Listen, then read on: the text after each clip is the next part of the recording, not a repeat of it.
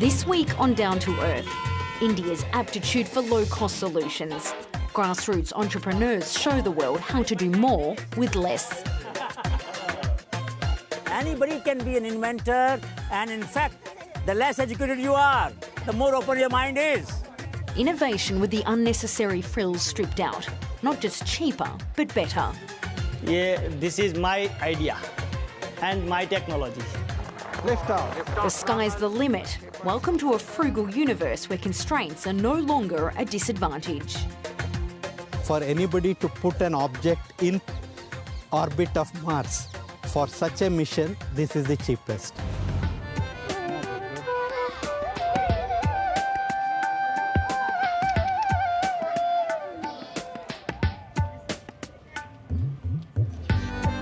This week we're down to earth in India, a nation that is no stranger to innovation. But in recent years, Indians have shown an aptitude for a particular type of ingenuity, finding low-cost solutions to what are often high-tech problems.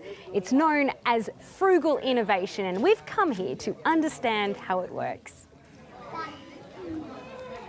Professor Anil Gupta walks a lot. He walks all over India. And everywhere he goes, he asks to hear from the people. Hello. Do you have any ideas how to improve your business or a new way of doing it? You might say Anil Gupta is India's father of frugal innovation. He's promoted the concept for 25 years as part of his honeybee network, which uncovers grassroots inventors and brings their ideas into the world. Professor Gupta, you've walked thousands of kilometres across the Indian countryside. Why do you do that? Basically, the idea is to look for creative people who may be rich in knowledge, maybe poor in money. The essential point is that poor people are not poor in every resource. They're not poor in mind. They're not poor in imagination. So when such people try to find solutions to the local problem through their own genius, we go out and try to search for them.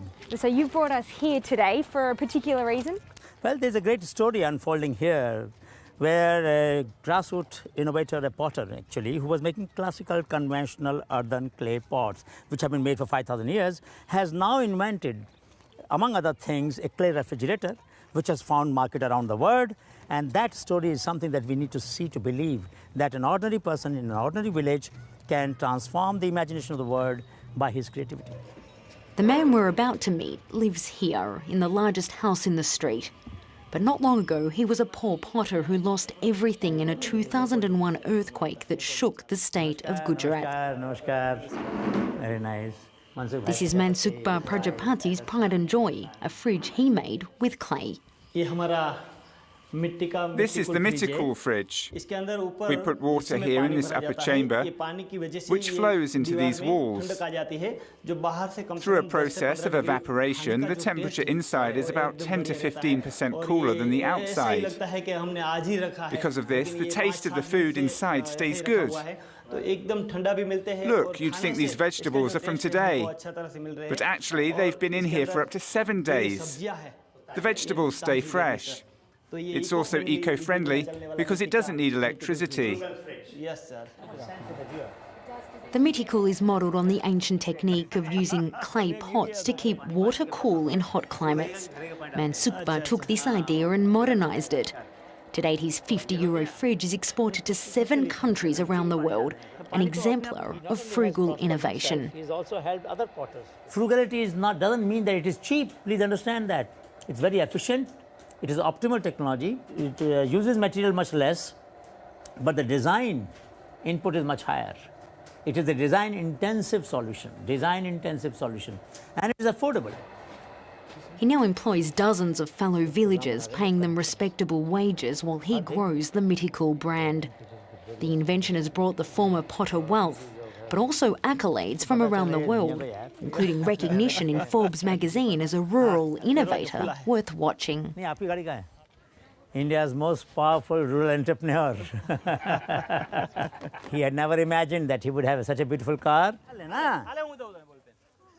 Professor Gupta, meanwhile, is now moving on to the next generation.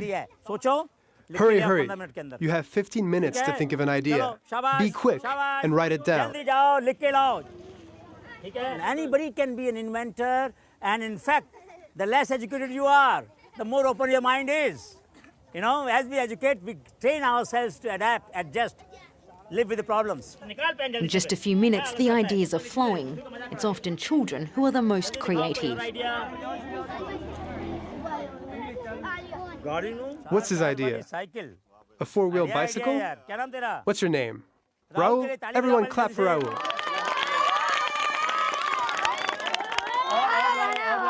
In the few hours we're in the town, word has spread of the professor's presence, prompting yet-to-be-discovered inventors to emerge with their out-of-the-box ideas. You can drive it by pumping the handle, that is one, or I can drive by like this. Like this. Not every invention will have the same success as Mythical. This unusual bike may not find a buyer, but in the world of frugal innovation, every idea deserves to be tried out.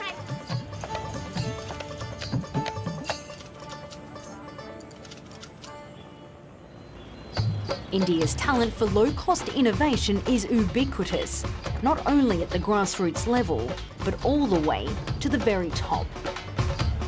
In 2009, Indian automotive powerhouse Tata Motors launched the Nano, a car stripped of all bells and whistles. It was designed to be the world's cheapest car and succeeded when it was first sold with a price tag of €1,500.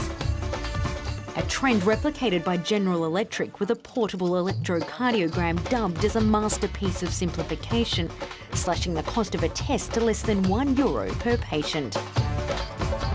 3, 2, 1. And now the Indian Space Authority has shown its frugal side when last year it launched a missile bound for Mars at a fraction of the ordinary cost. The Indian mission to Mars is one of the most high-profile examples of frugal innovation. Part of the technology was developed here at the Space Applications Centre in Ahmedabad. We've organised to meet the director to try to tease out some of the secrets to their low-cost success. India's bid to reach Mars is considered as much a financial accomplishment as a technical milestone. The total cost, €55 million, or 1/10 of the price NASA paid for a similar mission conducted shortly after. For anybody to put an object in orbit of Mars, for such a mission, this is the cheapest. This is the first time anybody is attempting to reach Mars with minimum amount of propulsion available. Every gram of propulsion that is put in this system is being maximized for its utility. So we have been so far able to achieve the required performance with minimum expenditure of fuel. Doing more with less.